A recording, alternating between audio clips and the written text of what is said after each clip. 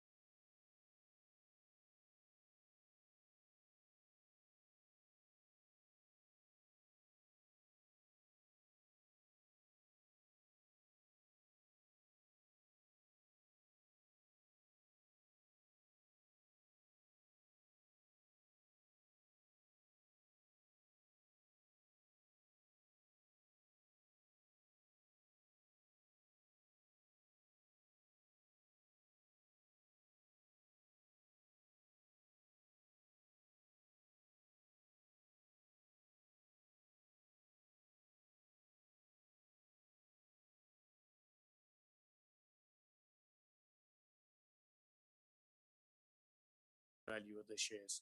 And so they have this same focus on quality and excellent teaching that universities have. So going back to our key challenges then, I think the key challenge for universities at the moment, or probably the major key challenge, is around this massive increase in student numbers and the related effect on entry standards and potentially the effect on progression and retention rates. And every university is working actively trying to improve its progression and retention rates, trying to improve the standard of its teaching, etc. There's no doubt student recruitment costs are high, and it's far cheaper to keep the current students and recruit more. And so anything universities can do to improve retention rates is going to improve the overall performance of the institution. So what's required is support for students at risk, and we heard earlier some of the things we can do to help students at risk. But this is where we come to studiosity. But students these days, particularly the younger students, expect everything will be on demand. That's the way the rest of their world is. Anything they want to do, they can do any time of the day or night, and they can do it from their mobile device. The universities are good at providing classes during the day, but much harder when you want to provide support at midnight. So I think a partnership solution is the right solution, and it's one of the reasons I agreed to join the board of the Academic Advisory Board of Studiosity. All students, of course, have really good teaching and learning centres with staff who are well experienced, who can provide all sorts of support. But they're constrained by their own challenges, of course, not the least of which is limited resources, constraints on working hours. If I can return to our enterprise bargaining agreement, all sorts of constraints there on how internal staff can be utilised. And the universities just aren't set up, as I said earlier, to run lean and mean 24-hour or late night operations. So I think the notion of a partnership where the industry partner can provide the on-demand support at all sorts of hours, with a lot of flexibility to deal with peak. That's another difficulty, dealing with peak times. Just before exams, the demand's going to be 10 times the demand at the rest of the year. The other thing about a partner, an external partner, is you sign a contract and you can start to have contractual guarantees on performance, response times, etc. Now, universities try to have KPIs internally, and you can sort of model this to some extent, but it's much, much harder than working with a genuine external partner for whose service you're paying. You can do a lot more in terms of having guarantees on performance. So I think the Studiosity partnership is a good approach for universities at this time. I think it addresses one of these significant challenges. So when I tried to examine the Studiosity partnership by the sorts of terms I used earlier, there is a clear mission statement. Studiosity essentially does one thing, and that is provide support for students in a number of ways, but all of them using technology and all of them with flexibility on time and place. I think Studiosity has made a good attempt to understand the university's requirements, and I think the establishment of the Academic Advisory Board, and I'll come to this in a moment, is a great step forward, because it now gives Studiosity access to a number of senior people who've been academics, who've been in universities and understand the issues. I think there are good communication channels. The data we just heard about and the provision of data is really important. I think it's one of the great values of an organisation like Studiosity. Mutual respect and genuine collaboration, I believe, takes place. I think there are good governance structures being put in place with this symposium and the Academic Advisory Board, and this notion of understanding and speaking the language. The Academic Advisory Board has been providing a lot of help and support around this. So why an Academic Advisory Board? Studiosity is a company. It has a board with a number of people on it who provide governance for the company. Why do we need yet another board for a company? I think there's a number of reasons. And in fact, the Australian Institute of Company Directors, which is an excellent organisation, as part of their good practice principles, strongly advise organisations when working with an industry that has a particular focus to have an advisory board. And they suggest this for a number of reasons. The first is an advisory board can provide non-binding strategic advice. We can provide advice to Studiosity about things and be critical about things that a corporate board would find much harder to do, because we have no responsibility to shareholders, we have no responsibility to anyone other than driving the success and the quality of the work that Studiosity does. It provides a sort of safe place for discussion of future proposals. So Jack, who chairs the board, can come along with ideas and throw them at us, and we can have an open discussion long before any of the commercial aspects are considered. As I mentioned earlier, we can challenge the company in quite a productive way. So the key role of the Academic Advisory Board is, first of all, to ensure the company maintains the highest standards of academic integrity and rigour. And I'll introduce the board to you in a moment, but we're all people who've held fairly senior roles, and we all, I assume, well, I certainly had to, and I know the others did, think very carefully before we would put our name to a board like this. And so it's in our interest to make sure that the company is delivering on the academic integrity and the rigour and the quality that they claim to be delivering. We can provide insights into current and likely trends. We all know people across the sector, and so we can provide a lot of useful feedback and input. We can look at new proposals, innovations, product extension plans, and provide early feedback on those. And we're really often a first port of call sounding board regarding emerging issues. Quite often I'll get an email from Jack, and we'll all get an email about some issue that's been in the media. And then there'll be a frantic email discussion around that. And it helps Studiosity understand those issues and hopefully then respond in a way that's of value to its partners. And the last one, I think, has turned out to be perhaps quite significant, that we can provide wise counsel on relationship issues with partner universities in an independent way. So in any partnership, there will be times when things are a little strained, and it provides an opportunity for Jack and other members of management to talk to us confidentially about the issues and seek advice as to how we would like to see, as a university person, the company respond to those issues. So let me introduce the people on at the top. Chris Tisdale is Associate Dean Education at in the Faculty of Science at UNSW. He's still working. A number of us are doing other things. But he's created more than 500 university level maths YouTube videos and has driven a mission for free and flexible education, particularly for students in maths education.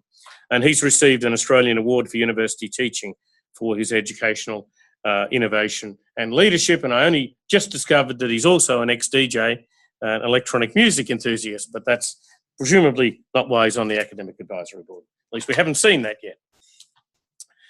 Professor Judith Sachs, who I used to work with at Sydney many, many years ago, former DVC and Provost of Macquarie and former Pro-Vice-Chancellor Learning and Teaching at Sydney. She's a special advisor in higher education with KPMG and describes herself as an educator and activist. Professor Cliff Allen, who is the former Vice-Chancellor of Birmingham City University. He's held positions at a range of universities across the UK. He was Deputy CEO of the Higher Education Academy and the Head of Teaching and Learning at the Higher Education Funding Council for England for many, many years. Jeff Kincaid, who's living in Western Australia, originally a school teacher, teaching in Sydney for 9 years before he moved to Western Australia, now with the Department of Education in Western Australia, and is a consultant on gifted education at regional, state, national and international levels. And most recently, Professor Sally Kift has joined us, former Deputy Vice-Chancellor Academic at James Cook University. She was president of the Australian, or is president of the Australian Learning and Teaching Fellows Group. She was originally a professor of law at QUT and now involved in a whole range of different activities and is extremely busy as well. So it's really quite a mixed group of people, and I think it's a group that works well. We meet formally once a year, face to face, and that meeting is chaired by Jack Goodman, and the senior management of Studiosity are present as well. But we talk to each other quite regularly, and I don't think there's a month goes by when there isn't some set of email conversations that take place. And I find that extremely valuable, not just in my role on the Academic Advisory Board. It's helpful to me in other roles I have as well. We also try to attend things like this, the symposium, and some other conferences along with Studiosity management. So, in summary, I think every university is facing a whole range of significant challenges which have the potential to affect their performance and particularly student outcomes. And it's clear to me that the resources of universities will not be increased. Whether or not this current legislation will get through, we don't know. But if it does, that will certainly make things worse, not better. And I think working in partnership is a good approach. It allows universities to work with suitable partners, and they can leverage those partners, and the partners can leverage the university. I do think Studiosity provides a valuable service, and I think the Academic Advisory Board will assist to ensure that that service continues to be relevant and appropriate. And I'm certainly pleased to be part of that board, and I'll be very happy to answer any questions. Thank you.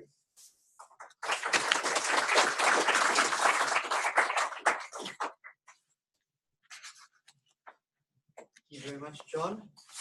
We are a little bit ahead of schedule, so we have time for a bit of a conversation if anybody feels they'd like to ask any questions.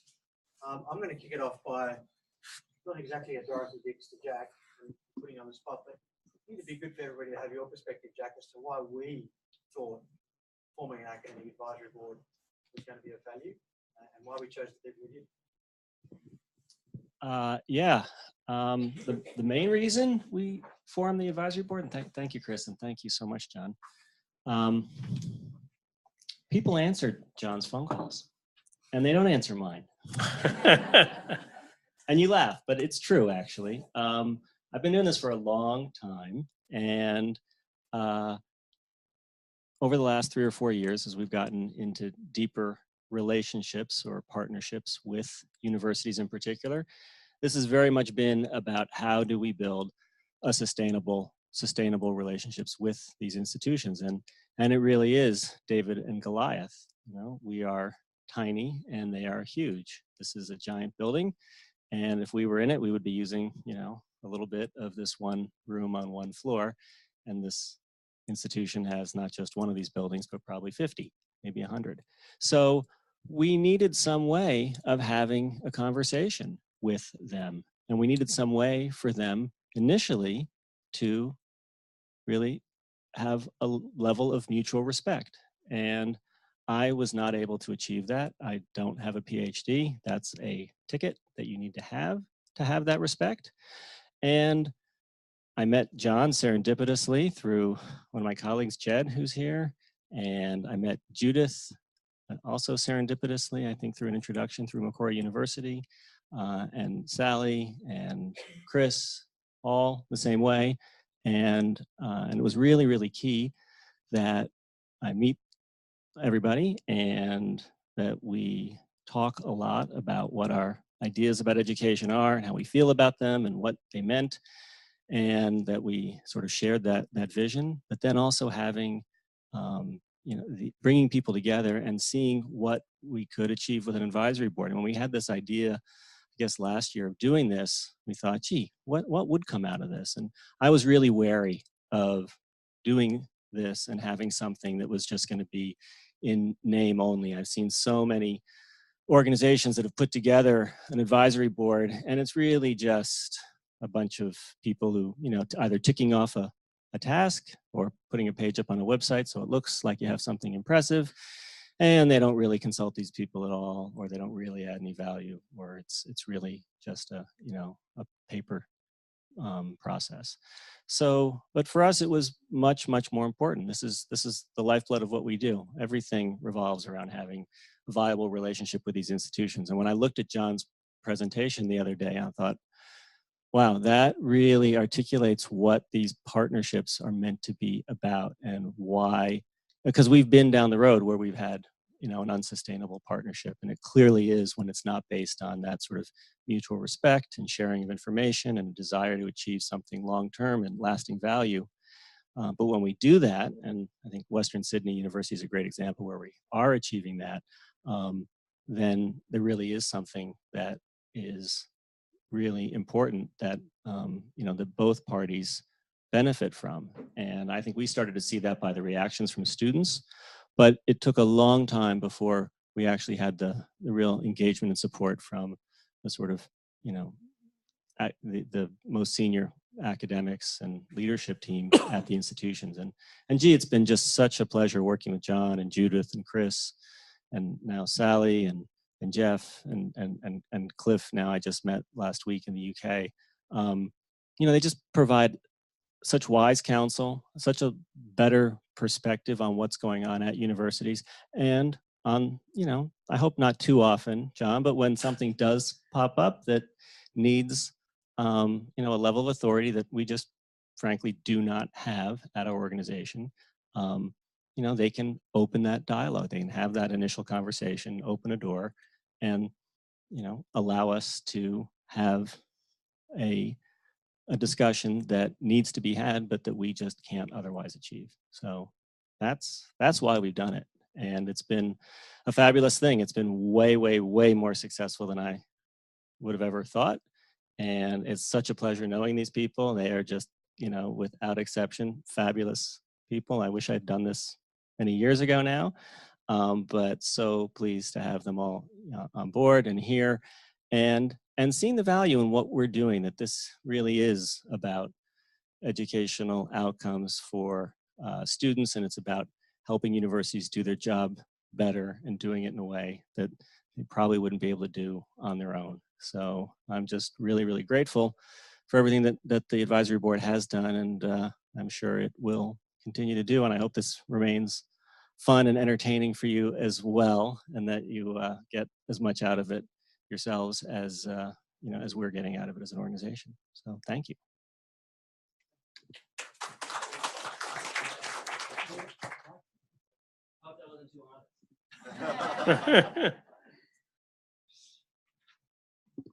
I think that was just about right, Jack. Look, the only other thing I would add is just around the academic integrity piece. We know how important that is to your institutions, and it can be a big deal to use a third party who's, you know, actively involved in speaking with your students. So for us, having the academic advisory board to hold us to account is really important for us. Essentially to really hold us to account in terms of the standards, making sure that our standards are high enough. I think strategically and risk-wise, so that internally we have a mechanism by which to sound check those, but also for yourselves and other institutions, that it's a signal that you can see that this is important to us, and that the people like John and Judith and Chris, they're attaching their reputations to us, so they're going to make sure that we're doing the right thing, so that you can be confident in that as well. I meant to mention, I think Mike mentioned in his talk, that on Friday, we get this list of the best comments from students. And I really enjoy receiving that. They're just so interesting. And some of them, you know, they really move you. These students who are greatly affected by finally having someone who, when they've got the problem, they can contact. Right. Because the problem happens at 10 o'clock at night, and they're not happy to come in the next day and find their tutor or lecturer at the university. They want help now. They are really interesting. I don't know who chooses those, but they're great. And those are really inspiring for us as well, John. And you touched on with universities having this, primarily focused on world-class research and teaching excellence, but there being a commercial element as well. For us, we really have two goals, and one is our mission around life chances, and the other is, of course, we're a commercial entity, and we need to deliver on that as well. We don't see one as more important than the other. In fact, they are joined at the hip. We can't achieve one without the other. So we're kind of in a similar boat to universities in some ways. But one of those comments that come around, John, those are super motivating for our staff and for us to be able to attract great people to come and join us. That's a big driver for them. Of course, it may be useful, just thinking about it. Jack probably won't want me to say this, but for the Academic Advisory Board to receive, there must be some comments that aren't quite as complimentary. That we should probably see those as well. It would be interesting to know what it is they're not happy about. Well, the only ones we actually take out are the ones that contain expletives. Okay. And we're probably all grown up enough to see those. But I mean, someone said the other day, well, why don't you just put in like asterisk hash, and then we'll know it was something bad. Look, we can do that. We don't have anything to hide. So sure, we can share those as well. Hmm.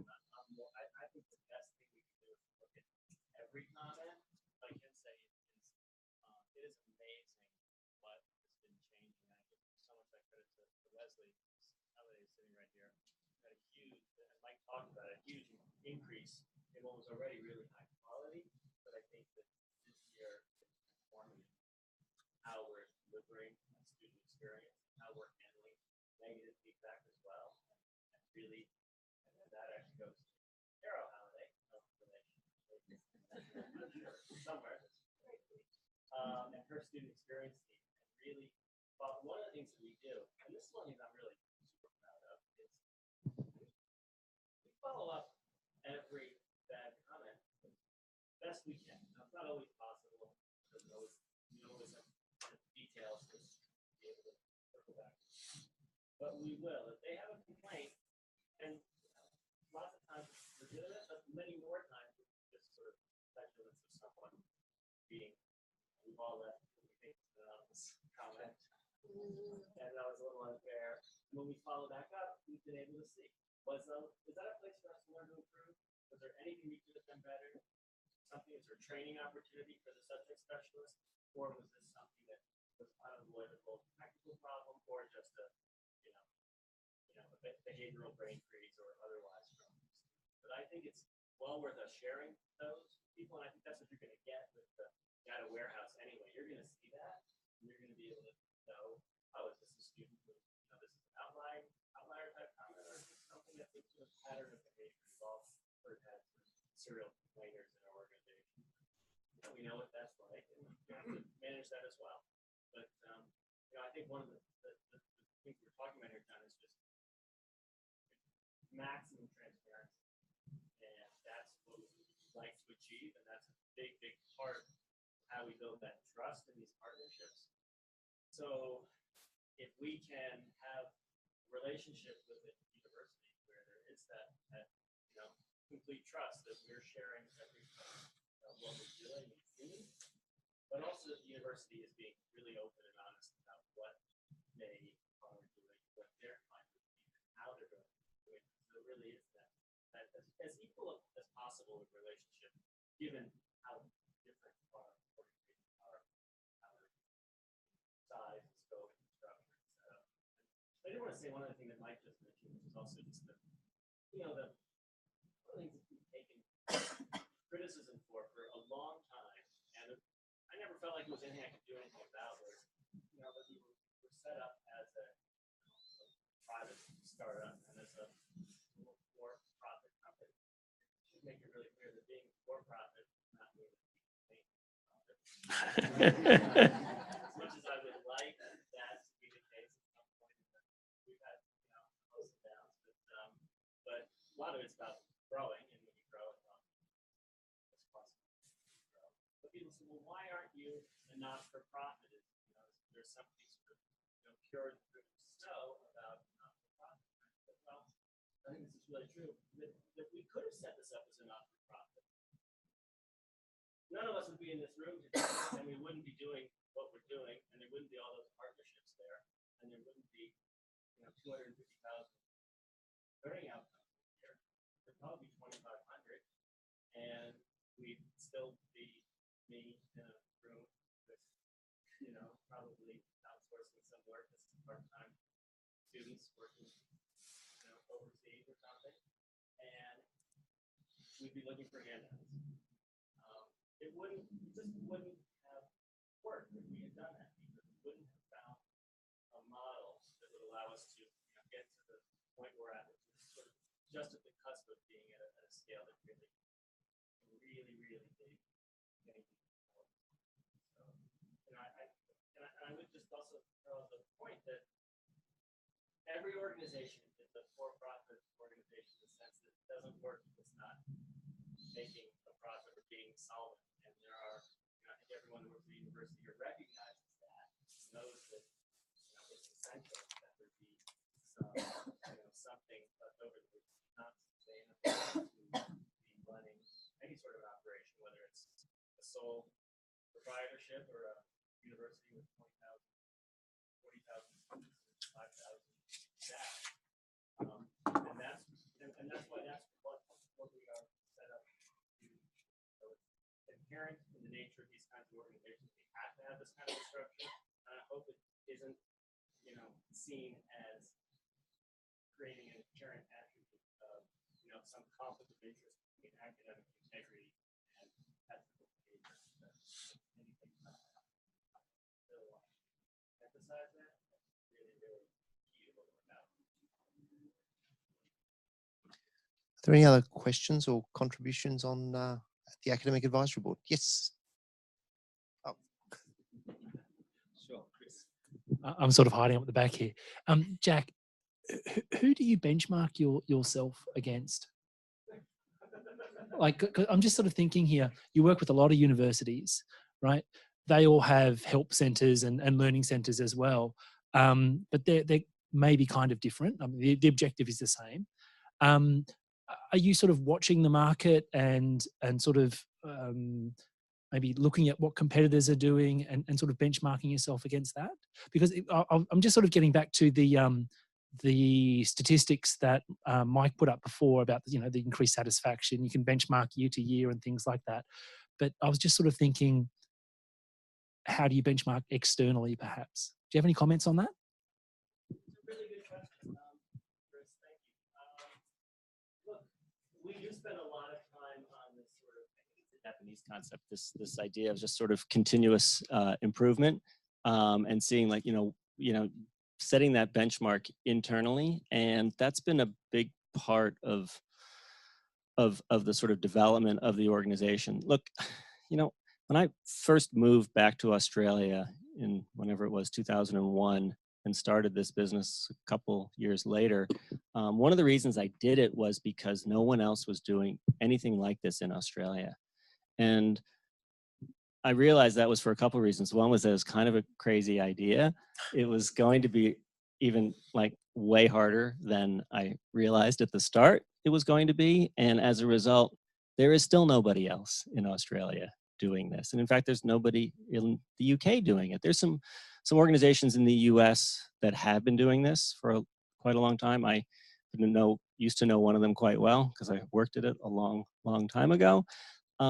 So I pay attention, we all pay attention to what is happening over there. And increasingly, there's been a lot of money being poured into ventures in India and China to work in some way or shape around this area, but not in the sort of really seriously academic, rigorous way that we are trying to work with universities and TAFEs and other tertiary providers to provide this kind of what we would call a sort of, this partnership model, this B2B kind of model where we're not working with the students aren't our customers, right? The relationship here is with the institution. And so I think that's what makes it hard for us and good for us to not have a lot in the way of benchmarks in terms of competitors.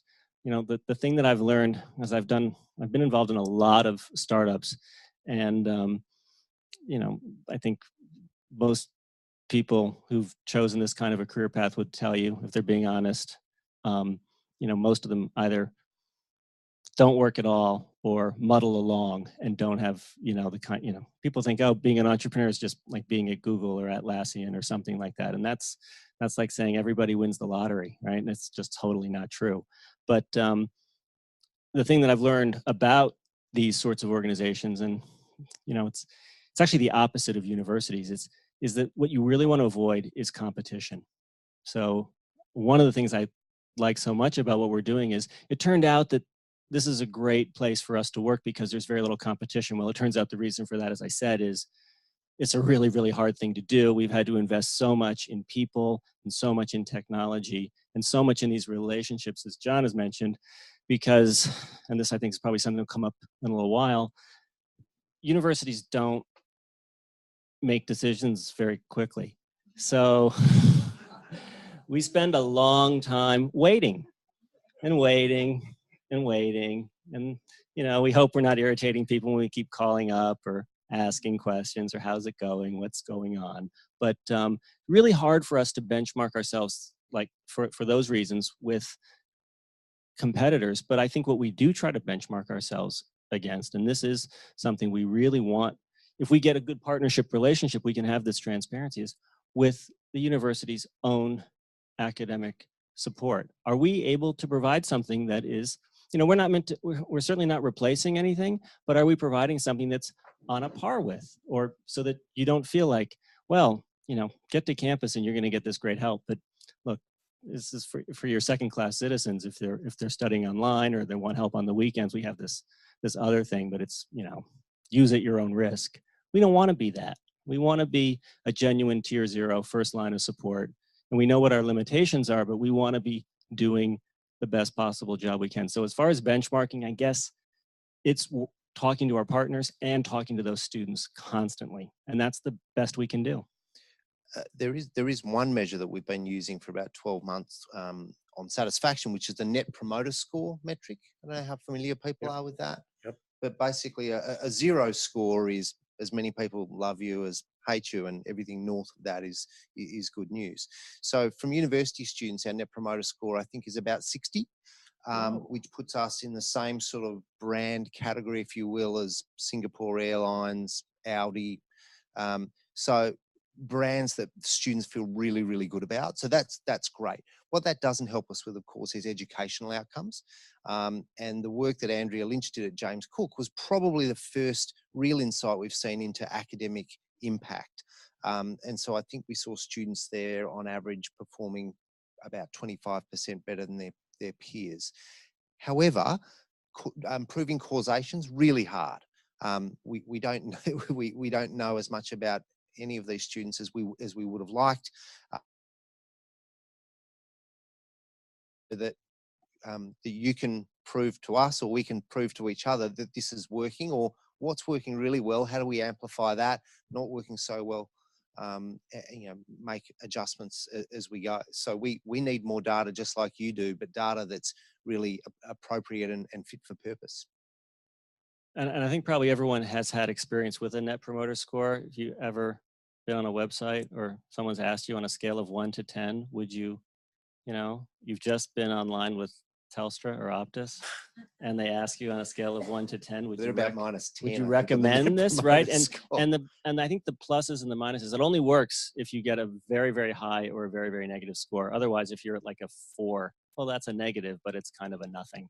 So that doesn't really count. So it's, the promoters are people who score you in that, like, is it an 8 or a 9 or 9 or a 10? It has to be a 9 or a 10, right? And that's why, as Telstra probably never gets a 9 or a 10, because your expectations are kind of low, and it usually meets or exceeds your.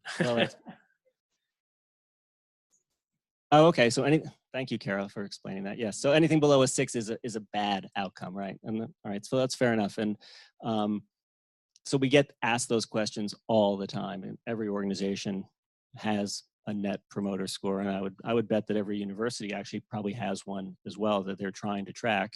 I've just come back from the UK where they're going through something called clearing. They always come up with interesting terms for these things. That's the application process. I don't know why they call it clearing, but I'm sure there's a reason, like the knocker uppers. and you know, they're running call centers. They want people to call and apply or get a role, and all those call centers will be running net promoter scores as well. And as we get more and more into the data, they'll be running that on individual people on those phone calls. So yeah, that is a really important point, Mike. So thank you. Michelle. Thank you. I wondered if you had as yet conducted any controlled studies where you've literally said, you know, we are going to offer it to these students who are matched with those students, and those students are not going to be offered it. Because, you know, one of the things that I've found over many years of evaluating, you know, academic peer assisted work is that, you know, we're always struggling because we're actually we know we're often preaching to the converted. It's the students who want to, you know, pass or want to excel, who actually are the ones who take up the support offered by PASS schemes. And so it's very easy to say, yes, these students do so much better than the students who didn't participate. But, you know, we haven't got, you know, matched samples there. And I wondered if you'd ever done anything like that with any of your university partners. We haven't as yet, mostly because when it's been discussed, the partner is concerned about equity. And so, you know, how do we tell the students that are not getting access that they're not getting access for the purposes of undertaking some research? So there's always been concerns about that. We are really open to all sorts of research. So if there's a way to do that without getting people's noses out of joint, we'd love to. Yeah. It's a conversation we've had a lot in the equity sector. So I sit on the advisory board for the National Centre for Student Equity in Higher Education. And this is a conversation we've had a lot about the way we use HEP funding. And there has been some work in this space. And it's also always a bit of an ethical dilemma about, you know, do you do this and actually not offer something to people you know that it's probably going to be really useful for them. But that's what happens in drug trials and so on. And so you do a pilot, and then when you find it is working, then you say, okay, well, we've got to stop the pilot so we can actually offer this to everyone.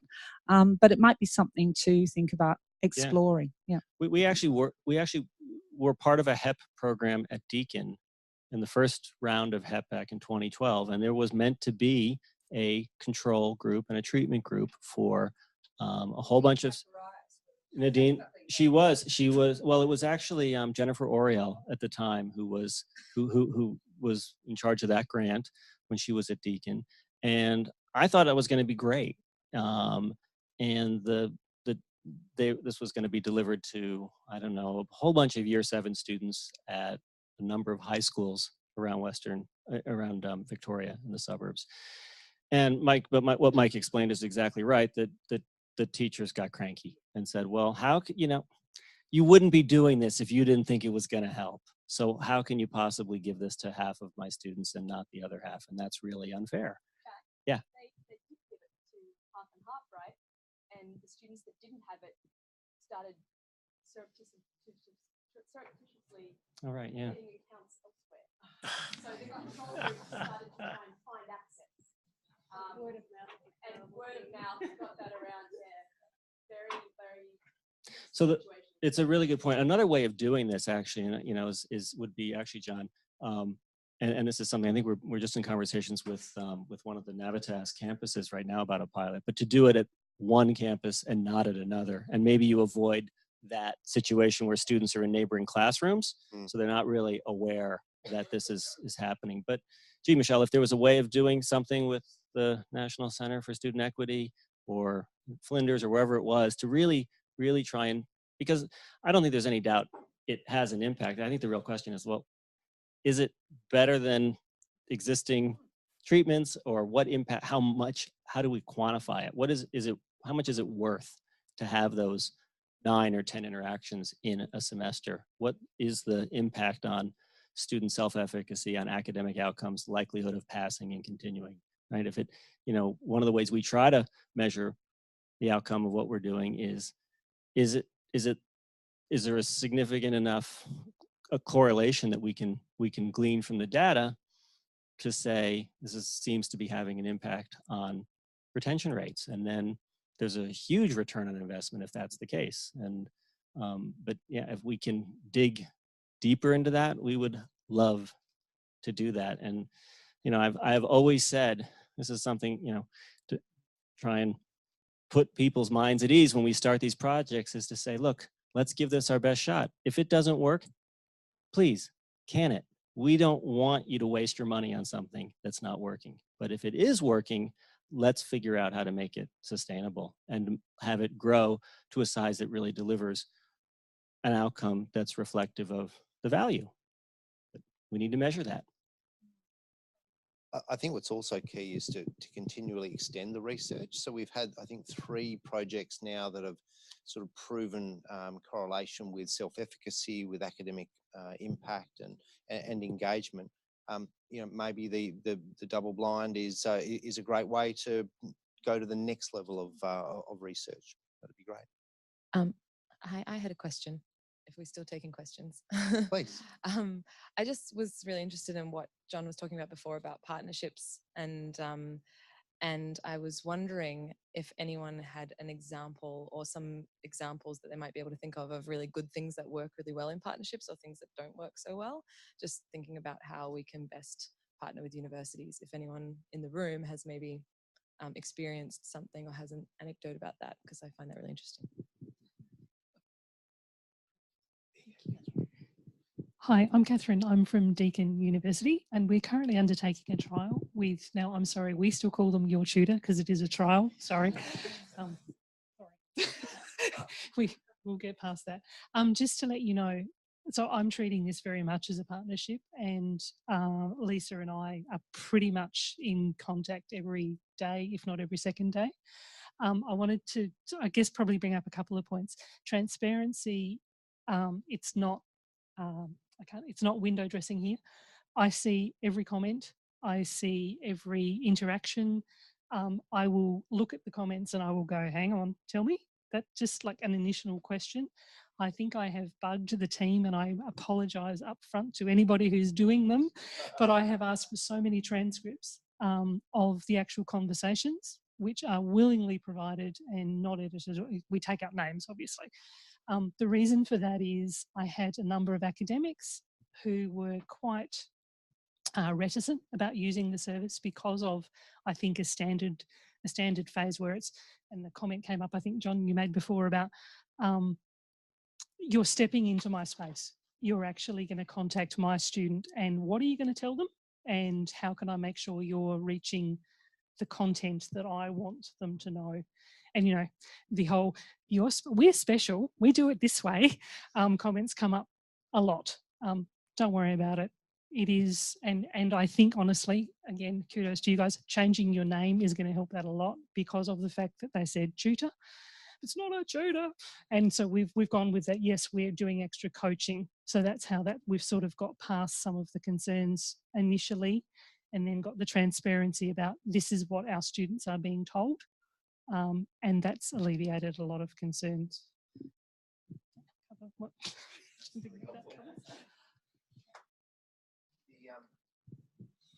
One thing we don't have at the moment that would provide that next level of transparency is on-demand access to transcripts. So, and you're just alluding, Catherine, to requesting them.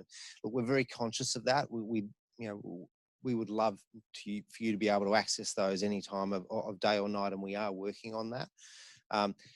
The challenge for us is always what to do next. What can we do next that's going to have the biggest impact? And for example, one of the things that the dev and product team have been working on for the last 3, 4, 5 months is the mobile app.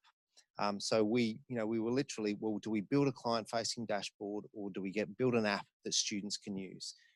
And at the end of the day, we thought, well, it's really, if we can have a greater impact at the student end, we can manage this for the moment, not ideal, but it's all about priorities. We see data as being really important as well. So that will frankly probably drop the client dashboard down as well. So that said, it's really these sorts of forums where we'd love your feedback. If you guys said, well, actually, forget the data. If you give us the dashboard, we'll be good for now. We'll do that. What do you think?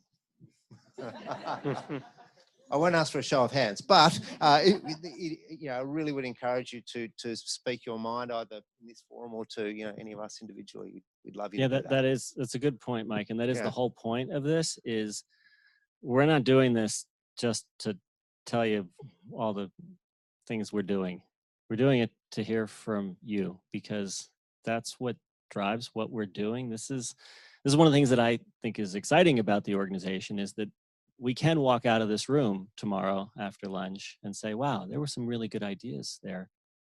Let's start on them like Wednesday morning, and we will. So please, you have a lot of power between now and lunchtime tomorrow. You should use it.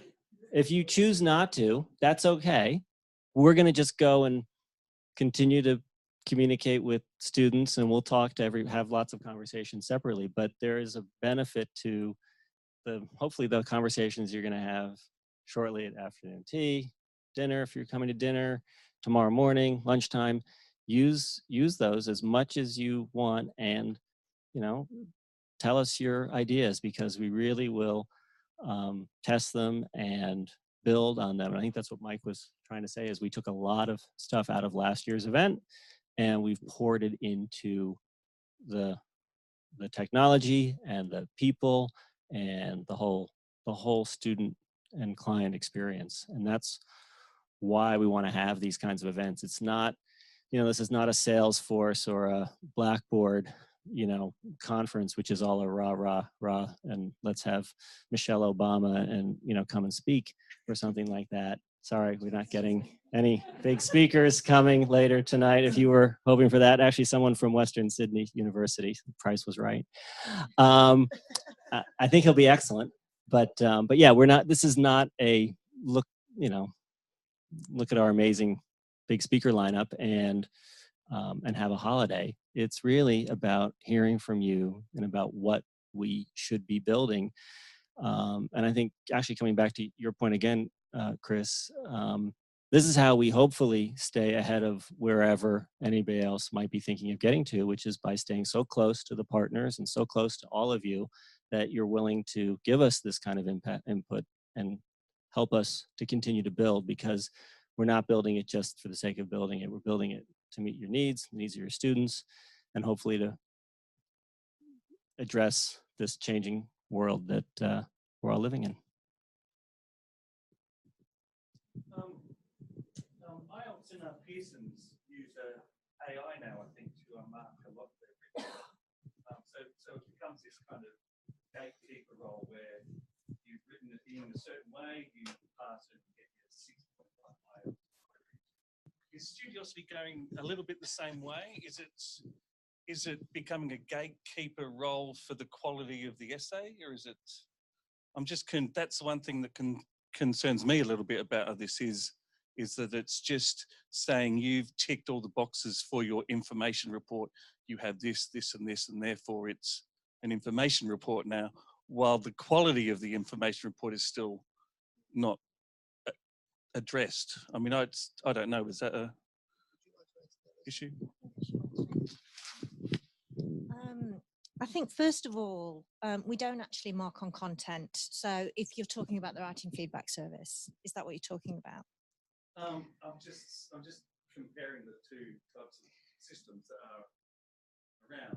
Yeah, I think, well, no, we're not moving towards an AI type service. We have real subject specialists that interact with the students either in the Connect Live service or review their essays with the writing feedback. In terms of the writing feedback, they look at their essays on things such as structure, grammar, spelling, referencing, have they addressed the question? But they don't mark on content because that's beyond the scope of the service that we offer. So what we do is basic academic writing. So in terms of, do we give them feedback that they can't use and then really their essay's still poor? Because I think that's the essence of what you're saying, isn't it? I think the feedback we've had from partners is that the feedback we give them does improve their writing overall. The quality of the content within their work is, we don't mark that. We can't mark that because we don't know the syllabus, we don't know the way it's been taught, we don't know any of those things. So, but the feedback that we get is overwhelmingly positive in terms of the fact that markers have to spend less time on marking on those basic academic writing skills and can spend more time actually focused on the content of the essay. Yeah. So does that sort of answer your question? Yeah, it still, it does. It's still a bit, what's the point of? Well, I think the point is there's sort of two points to it. The first point is that the help that the students get when they come through to us enables them to actually feed forward and go on and write an essay in a style that's acceptable in the academic setting, which they probably couldn't do before they came to us. And we see that with a lot of the comments that come back from students about they might be mature, they might have been out of education, they might be first in family or never been to university. And they just don't know how to academically write. And as you would be aware, there is a certain way to do that. So what we do is give them the skills to be able to do that. The content bit is separate. Yeah. You know, that's not what we do. So I think, and it's not just giving them the skills as well. What we actually see is the confidence that we give them. You know, some students would give up because it's too daunting for them, but what they get from us enables them to go on and carry on and keep trying. I think that's a really well said, Leslie. And I guess to your point, the reason we're not using AI, and the reason, and in some ways, I guess that is the real competitor. And it's not just Pearson. Turnitin has an AI bot that will, and Grammarly is effectively a very powerful, writing, machine to improve your writing. When a student gives us one of their documents and we provide the feedback, it's not done. It's commented on, and you need to rewrite what you've written. So the format that it comes back in is full of suggestions, full of commentary, but none of it is accept changes or don't accept the changes. So it really is based on this premise that the way to learn to write is to get good quality feedback in a timely manner and to redraft or rewrite. So, this is coming back to Michelle's point. Could we get some evidence of the actual impact in doing a study like this? I would love to. The more we can do to isolate all the variables, the better. What I can say is I don't know anyone who's ever learned to write from my kids when they were in primary school to Nobel laureates who didn't have a good editor, someone to give them that feedback and to write through multiple revisions. And what I can tell you is that I know for a fact that all that really, really high quality feedback that academics, whether it's a year one teacher or a university lecturer, when they provide that feedback, and I just came back from the UK again, where they're very proud to say that they're returning these documents in 3 weeks. All of that feedback, though, is never being incorporated into the work again because it's the assessment, it's done. And so what we really want to try and do is say, this is an opportunity to get some learning before the submission happens. So that's what we're trying to do. And I think that's what the students are saying we're helping with. But, and I don't think that's what you get with a bot at this point. And I think what we actually provide is formative feedback. So it's just that opportunity. And what we've found, and I spoke to someone at lunch about this, is that if the use of studiosity is embedded into an assessment task, that's when I think you see the real difference, because the students have got that capability to receive some feedback going through before they submit, so they get the maximum benefit from the service. Sorry, we've got Giselle here and might have to break, but we'll certainly have a lot more time. Kia ora koutou, thank you. My name is Giselle Burns. I'm from Massey, University of New Zealand. John made the point that partnerships are about two-way learning, and Jack, you've thrown us an invitation, and I have put a challenge to Lisa and Chris, particularly with a cohort of learners that we want to reach, and they are priority learners, Māori and Pacifica learners. I'm a little bit challenged by their expectations around the after-hours service. Because for these students, the relationship is everything, the relationship with the teacher. And the problem arises when the tutor is also anonymous. So knowing who you're speaking with and actually being able to build that relationship of trust with a tutor is vitally important to keeping those students engaged. And that sits in some tension with your business model, as I understand it. So this is a challenge that I've thrown. I've talked to Chris a couple of times about this. I don't know what the resolution to this is, but certainly in the New Zealand market, and I suspect for other cohorts of learners as well, this is a real challenge. So I'd really welcome your thinking on that. I'd really welcome your engagement with that, because I do think that particularly in the sector that I come from, disappointingly, we have a high proportion of Māori and Pacifica learners who are in that cohort of most need, and actually will be willing to engage with support services both remotely and face-to-face if we provide that support for them. So that's a bit of a challenge, I suppose. Mm-hmm.